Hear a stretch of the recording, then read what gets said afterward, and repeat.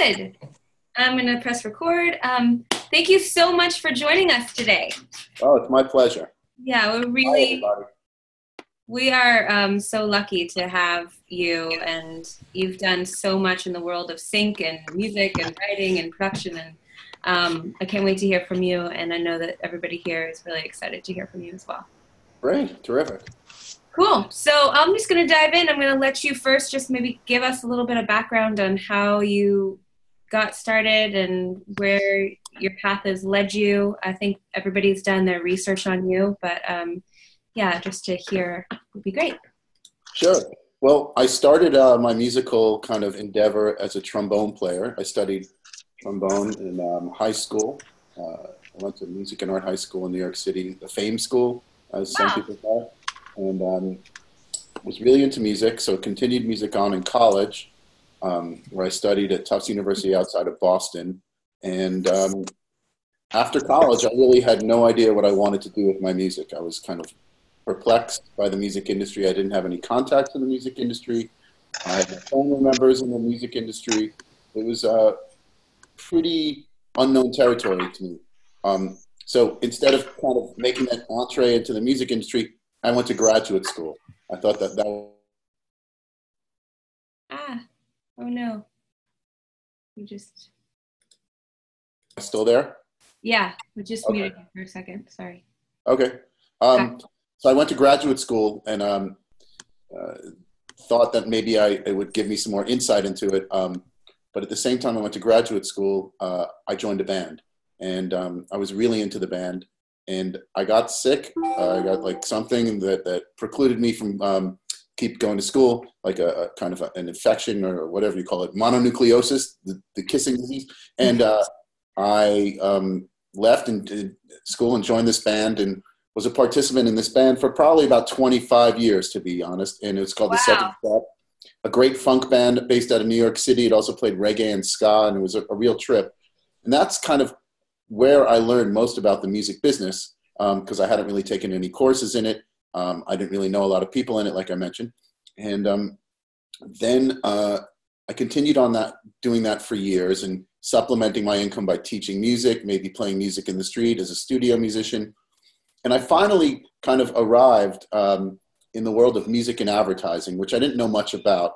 People had suggested it to me because they were like, you know, music and advertising is maybe not like the coolest thing and thought of as like the hippest, like kind of most happening thing. But there are amazing musicians that participate in it. Brands are spending considerable amounts of money to get music created for these ads. Mm-hmm. And you'll get to meet some of the people that you've always read about on albums and CDs. And I finally got my foot in the door at a music house that created music specifically for the advertising. They used to be called jingle houses. They would create jingles, but the jingle had kind of died, so it was more about creating underscores and tracks and vibes and sonic soundscapes, if you will. And I got my foot in the door there, and from that point on, I was like, this is pretty interesting. I'd like to kind of continue doing this, and I got my foot in the door in another music house, which was called Tom and Andy, which was like one of the cooler music houses based out of New York City. Worked there for a couple of years. And then there was an opening in an advertising agency called Young and Rubicam, which is part of WPP. And WPP is the largest marketing holding company. And I worked there for about 7.5 years. And I really was there at a great time because that's when there was kind of a transition. So it wasn't only now in the business about music created specifically for it, but there was a lot of licensing that was happening. And great successes with licensing.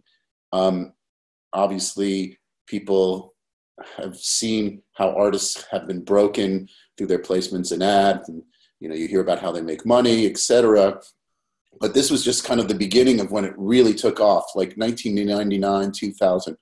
And I was in there, and I was somebody who was speaking about how important music and advertising was. So I got a little attention. And after my 7.5 years in that company, I went over to Gray Advertising, where I've been now for 12 years. And they made me the head of that music department. And I've been able to kind of continue on working with great musicians, great artists, great composers, music houses, and syncing music for a long period of time. So it's been a little over 20 years. That was all in like 2 minutes. And it's been great. I really enjoyed it. And the thing that I enjoy the most is interacting with music people and finding kind of diamonds in the rough, great things, breaking through with a new song that nobody's really heard of before. That's so powerful. That's Okay. amazing. Yeah. And you're also writing then too? And are you part of the creative side and also finding the music? Or how are you as a musician working both sides? Well, in the current role at Gray, I don't write the music. I kind of serve as either a music supervisor with my team. There's a team of 6 of us, or I am a music producer. And the music producer hat essentially is kind of working with people to create the music, overseeing the process, or as a music supervisor, kind of choosing the music, curating it, reaching out to various sources for the music, briefing them, and then getting some ideas and then doing the deals.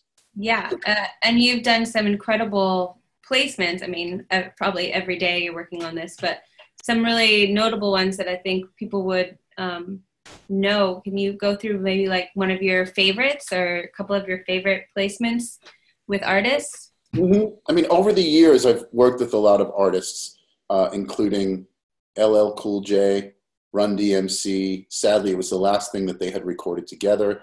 I worked with Celia Cruz right before she passed away, Thalia. I worked with Macy Gray. This is back in time. Los Lonely Boys. And recently we've worked with amazing artists like Sia and Pusha T, you know, a variety, all different styles. I think that's what the great thing is for us. Yeah. It's all different styles of music. It's not like we're just one kind of shop where we kind of produce and supervise one specific style. It's really across all borders of music, if you will. Yeah, and I think that's such an exciting thing to say and to let the people on the call know, you know, that there's a place for lots of different types of music. It's not just like hand claps and stomps that are, you know, that work. Like at some point, there's different phases. What do you feel like there's a trend right now versus over these 20 years you've seen like different trends? Is there a trend right now, or do you feel like they're really we're in a place where so much works? I think a lot works, you know, different. If someone becomes kind of big, or there's a style of music that's used in a film that's kind of a little breakthrough, the trend might occur. So recently, I wouldn't say there's anything particularly trendy. You know, in the past, there was like the hand clap stomps and, you know, ukuleles or mandolins and like glockenspiels, you know, marimba kind of thing. When the film Birdman came out and it was all about like just drumming, kind of unaccompanied drum set, jazz drum set, people were asking for that. I think whatever is kind of relevant in culture that's breakthrough, creative people, the creative partners that I work with, the copywriters, the art directors, the creative directors, they're kind of tapping into the main vein of culture. It's only occasionally that people are really firmly willing to kind of look for that breakthrough thing, because you're trying to reach as many people as possible. So for some brands, it doesn't particularly make sense to do something that's completely cutting edge, completely like, you know, off the hook, completely distinctive. But some brands are willing to do that. Yeah, I could see that. And if you guys have questions, feel free to post them. And also I wanted to dive into the next part where we have all these songwriters here looking to figure out, you know, how do we stay true to who we are as songwriters and artists, and also hit kind of what needs to be hit in order to make a placement, or, you know, to really get the foot in the door. So what would be some of the things that you like work for sync, or that you would be advice to songwriters on this call to help them better understand how to kind of marry those two parts of themselves or goals? Well, I think obviously, creatively speaking, it's being true to yourself.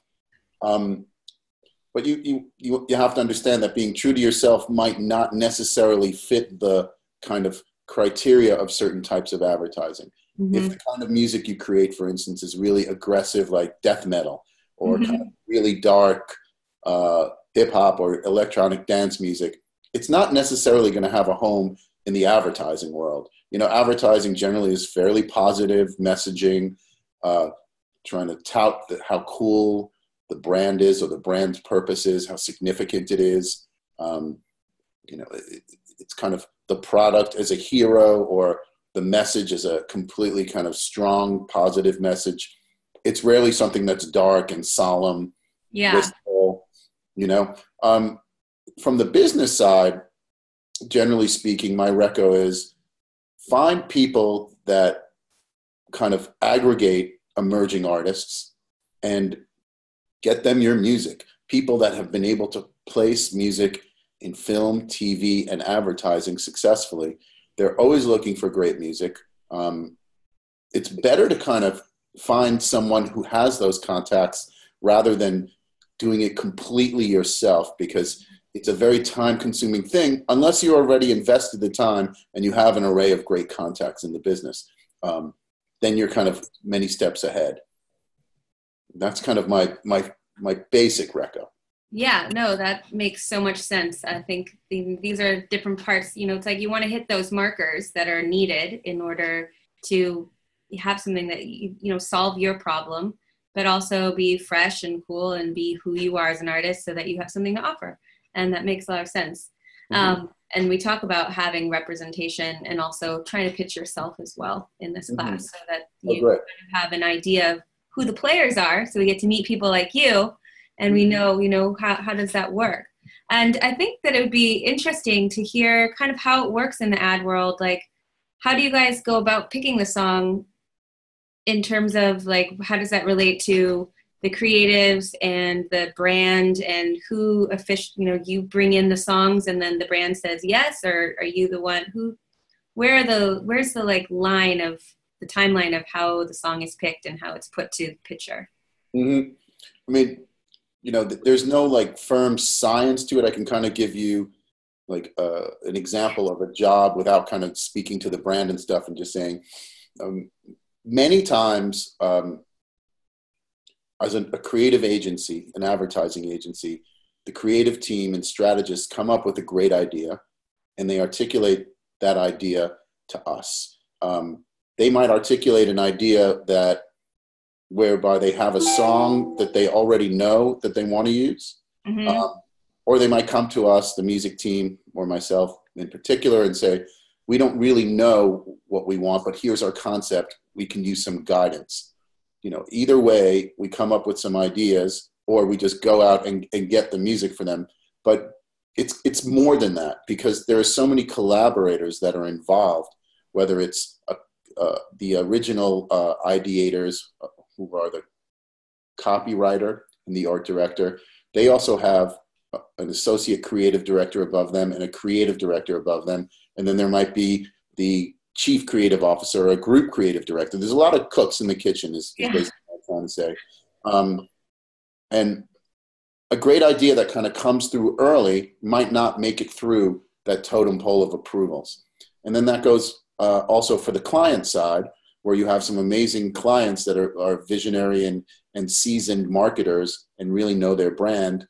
And they might really love what's been put forth, or they might just shut it down. And then we kind of go back to the drawing board. So essentially, if an idea, a piece of advertisement or a campaign and a concept is based on a specific song, then we kind of know what we need to do. We have to find that song, license it, try to get the best deal possible. Or if there's a general idea, there might be a lyrical kind of thing that they're looking for that connects to the concept. We'll reach out to various sources and collect music that we think we'll curate and then hand on to our creative teams. Or they have no idea, and then we kind of like all ideate together, come up with ideas. And then as the production process goes on, which can take a week, it could take a month, it could take a year on some things, but generally not. We kind of work with them, and there's a back and forth and, you know, with all these approvals and everything. So it could be kind of a thick process, if you will, but it's very collaborative. It's not just like one vision and then it's completely executed. That's a very rare occasion. I know Yeah. that's kind of a lot of information, but I just wanted to kind of share it. No, it's amazing information. I think it really helps to highlight all the different people that are part of this process. It's not Mhm. just like you sign off or you pick the one song. There's a lot of collaboration, a lot of ideas, and a lot of different music that's coming through. So I think that was really great to highlight all of that. Okay, we have a couple of questions, and then I want to dive into some songs. Celestial Blue says, I've noticed that ads are almost emulating short film trailer parodies, which is interesting. Are you seeing things moving in that direction? What does that mean for the sinking songwriter?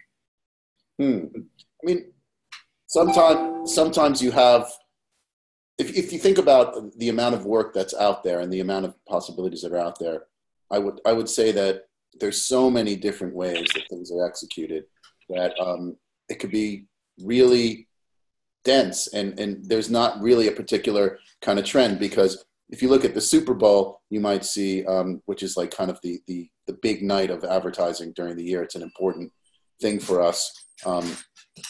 Oops, can you guys hold on just a second? Sure. Sorry.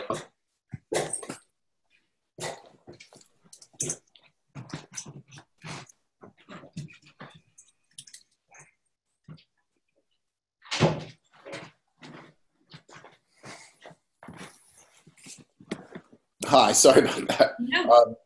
I'm homesick, and then somebody was actually at the door. The Super Bowl kind of is the best kind of way of look at what's really happening in advertising, kind of stylistically. And there are some things that are kind of parody trailers, and there are some things that are deep comedy. There are some things that have really big major stars, and then a lot of them are kind of more emotional things. To me, that's really, if you want to kind of get a scope and a feeling and an understanding of kind of what's important in advertising, that's really the place to look. And I would say, in terms of songwriters, as it applies to that, you know, they probably used a few composers to compose like anthemic pieces, maybe songwriters that composed some anthemic songs. You know, there are so many different opportunities. The thing to look for mainly, I think, for singer-songwriters are the destination should be songs that, brands that really have music as an important aspect of their messaging and their communication. So like, obviously everyone would love to get a song in an Apple ad. That would be like a grand slam.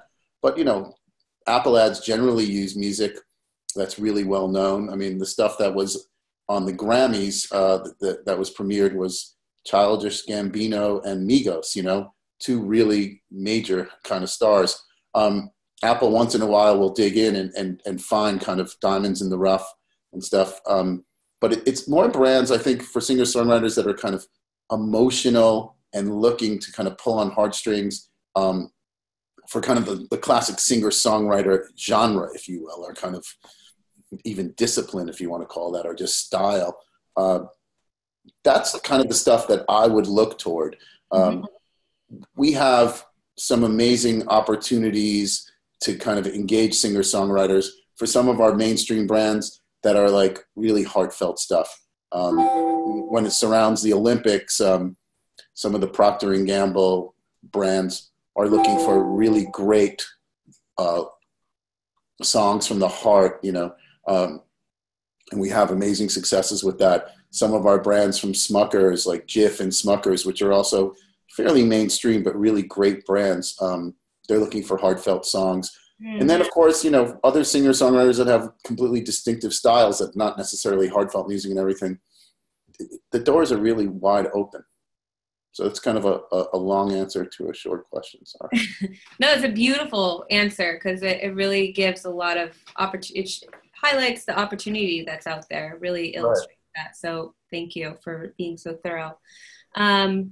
Keith says, if you are an eclectic musician, and you haven't broken through yet in the sync world, would you recommend trying to focus on one particular style genre and then branch out once you've broken through, or stay broad from the onset? And I think this kind of question comes up often, where people are like, should I pitch a bunch of different kind of songs to people, or pitch them kind of like one cohesive sound? Yeah, I mean, with sync, there's not going to be multiple. I don't know too many people that do like, you know, 10 years worth of sync. You know, like it's difficult in advertising. I mean, totally, firmly, but it's hard to kind of have repeat work in the business because there's just so many people out there, unless you have a style that's so distinctive that people are going to kind of come to you. So that kind of makes the answer a little confusing to the question, but essentially think about this. Maybe you get a license for a track, and it's adored by the brand, and they may come to you again and say, oh, for next year's work, we'd like to work with you, kind of the same sound. But the chances are they won't, because they're going to change it up. Hardly anyone uses like the same style of music and the same sound, more the same sound than the same style. It's kind of a rarity when that happens. So I guess what I'm trying to say, and I'm kind of, as I'm talking to you, just thinking about all the different possibilities of different things that go on, and there's almost an infinitude. It's great to have your own sound, and it's great to have something that's distinctive, because I think if people like it and it's licensed somewhere, it might be used as a reference, right? So people say, we really like the way that piece of music worked for that execution. That was amazing. We want to do that again for our brand. Who did it? And then you find out who did it. It's pretty easy to find out who has done it, and then they might reach out to you. But that's very hard to do. Come up with like a really distinctive thing that's breakthrough, that is going to really like rise to the top. So, you know, I think the more important kind of long-term thing is to have the skill to be able to do a lot of different things. And that skill can be applied if you're a great kind of composer who has a lot of composition qualities and is good kind of taking a brief and kind of understanding it. You may also want to kind of connect yourself to a music house or kind of an original custom bespoke place that works with so many different advertisers and different advertising agencies. So it's kind of a complicated answer, but I'm just kind of going through all these different things in my mind as I'm talking to you, and, you know, understand that there's no definitive way of really having success unless something just breaks through with your sound, and then people will come to you. If you want to have more of a longer term general success, it's fine to have great composition skills and associate yourself with places that understand your sound can be very useful to certain clients of theirs. That's such a helpful answer, and I appreciate, again, that you really go through all the different aspects, because, you know, it's easy to get kind of like a one line answer, but there's so much opportunity, and there is so many different ways of making it happen, and really being consistent and keep working towards it, and, you know, putting in the work and effort and not feeling discouraged because it didn't work one way. There's so many different ways. And I'd also like, I'd add on to that, you know, advertising is just one area of the media where you can sync your music. And right. Mm-hmm. You know, it's a complex world, as I've kind of described, and there's so many different things that are going on. But, you know, certain types of music might sit better on television, or they might sit better in film or in a video game, or just like kind of a corporate use, you know, some kind of brand that's just looking for some music for their stores, their in-store, or, you know, a restaurant chain, or, you know, on hold for the phone. There's opportunities there. So if your music doesn't feel like it really works in the advertising context, how I thought I described a couple questions ago, you know, think about other aspects of the media. It's really, there are great outlets for all types of music. Also really inspiring and hopeful. Okay, I want to dive into songs because we're already at 11:24. So cool. I want to make sure that we sign off with enough time we don't take up too much of your time. So like we talked about, feel free to be as honest and, let's skim through the song, whoever you want to. And we'll go through 5 songs. And I'll just post the link here and then you can listen to it on your side. So you get the best audio. So it'll be in the chat. Okay. I'll play through a little bit of each song. Yeah, perfect. Okay.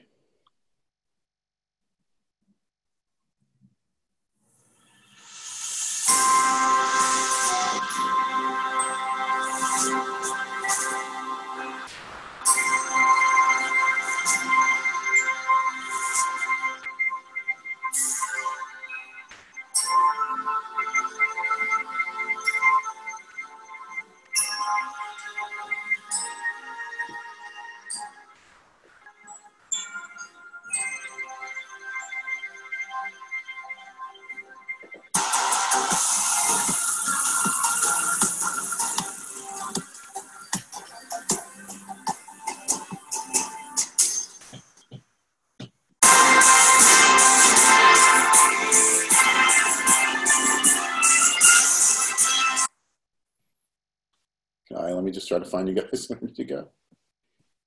Hi. Can you see me? Yeah. Okay, cool. Yeah, I think that's a cool piece of music. And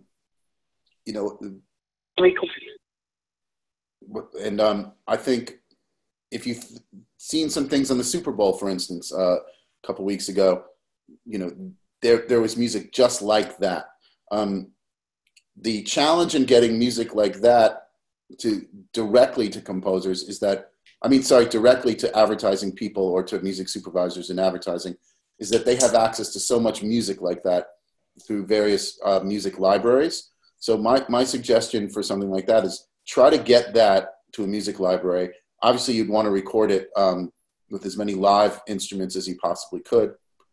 There's a lot of MIDI stuff and various other sounds on there. And I think, it's totally like a bullseye in terms of something kind of anthemic and positive for advertising. That's awesome. Thank you. That's great. Here's another. It kind of looks like one link, but it's the second link there. Does that make sense? Let me make a little dot.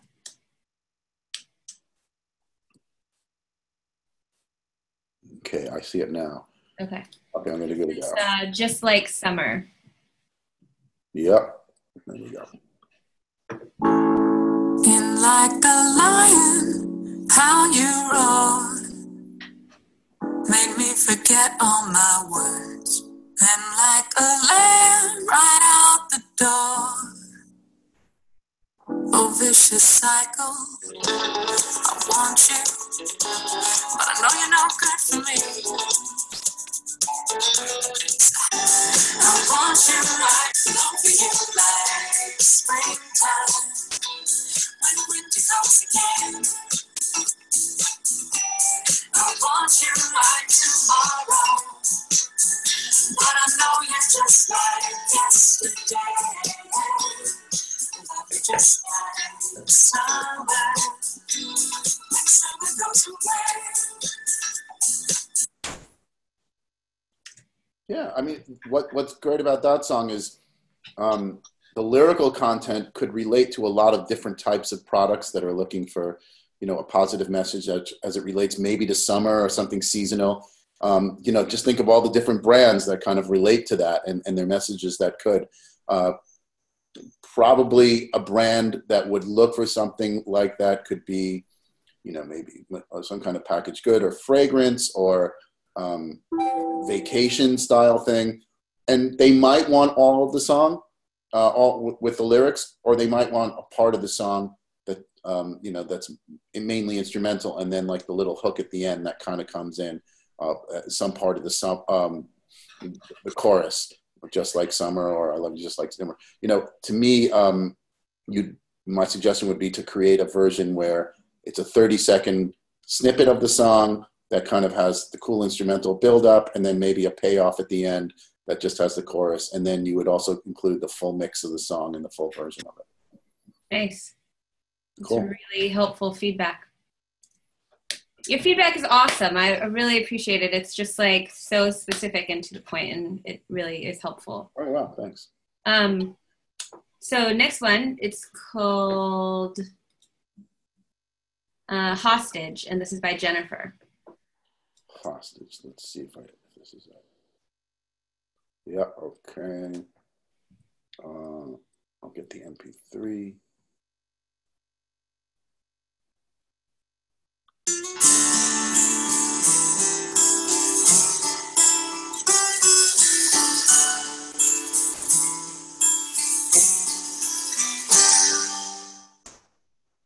Just one night alone with you, everything has changed.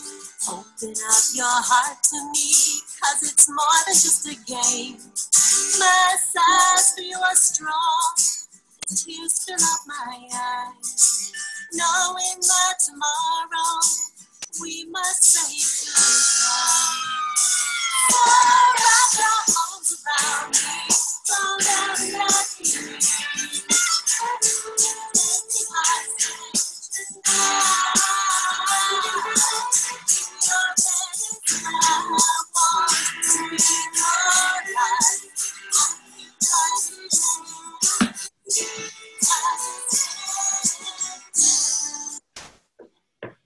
So I'm not sure how that would fit into kind of a bucket for advertising. To me, that seems more like kind of a TV piece of music, or potentially a film, but more like a TV thing. You know, obviously it's like a heart, pulls on the heartstrings a little bit. It's got some nice emotion, positive, and then kind of a love vibe. And, you know, for advertising, I can't think of how that particular hook would apply to kind of a brand in a general sense. I think it would be better kind of to pursue film, mainly television, but also some film possibilities. Yeah, that makes sense to me. I agree. Next one is called Brand New Day. And we have two more, so hopefully. Okay. Jason with here. Hit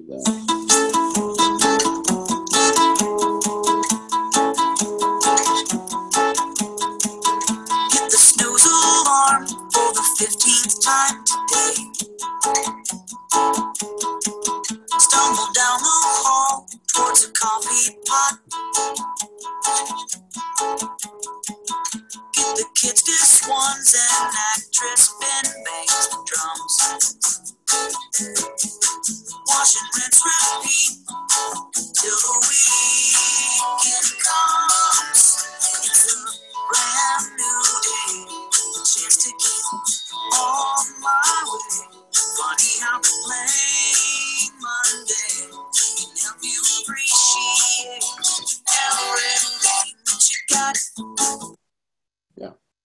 So brand new day is a phrase that often, you know, an optimistic kind of phrase that's often brought up in strategy meetings, and sometimes, you know, for a new product or the introduction of something, or, you know, a new version of something. So lyrically speaking and kind of melodically speaking, it's something that's very commonly looked for. And I think that could have a really good home, you know, for a variety of different brands and products in the advertising space. It's more of like a bullseye in terms of kind of advertising needs. That makes sense. Excuse me. Okay, last one. This is One Shot by Justin Smith-Williams.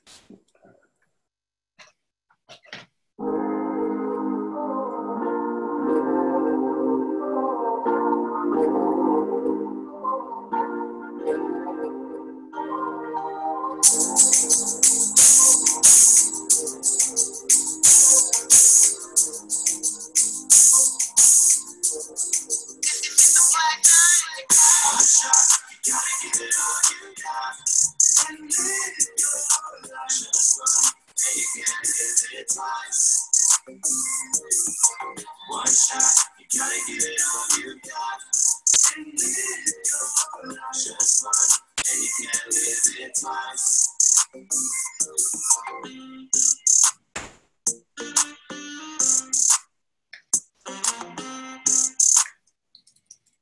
think it's a cool track. What I like about it is it starts in one place, kind of in a minimal place, and then builds up. I think that's something for many people to think about, where it kind of goes, let's say like level A, and then it goes a notch to level B, and then something kicks in, and then there's even more room to grow. Since generally commercials are 15, 30, or 60 seconds at the most, unless it's online, then it could be like a 2-minute film or a 3-minute kind of execution. But mainstream broadcast television advertising is 30 seconds mainly. So you want to be able to help tell a story in 30 seconds. You know, if music is just kind of at the same level, it might not help kind of telling the story. There's a build, there's kind of an arc to the structure of the message, if you will. It sounds kind of scientific, but it's not, you know. There's like an introduction, then there's kind of like a rise, and then there's like a payoff. So that's something about that track that I thought was really cool. And, you know, it had some positive kind of vibes to it, positive aspects, positive aura. I thought it could be really good for an ad placement. And lyrically, it connected as well. Thank you. Thanks. I think that your feedback has been really specific and on, you know, just really pointed to be so helpful. So I think everybody here is really appreciates how candid you are on things and cool. In the comments. Thank you for taking the time, and you're sick today and you're home, and really appreciate you just taking the time to share your insight and your experience, and it really helps put the pieces together for everybody and your feedback, and I just can't thank you enough. Oh yeah, it's my pleasure, and thanks to everyone for listening. And sorry because I'm a little ill, I'm a little scattered, but you know. No, it was perfect. It was amazing. It was really so much insight, and I think we're all super grateful. Great. Well, thank you. Have a good day and drink lots of liquids. I will. Bye, guys. Cheers. Bye. Bye-bye.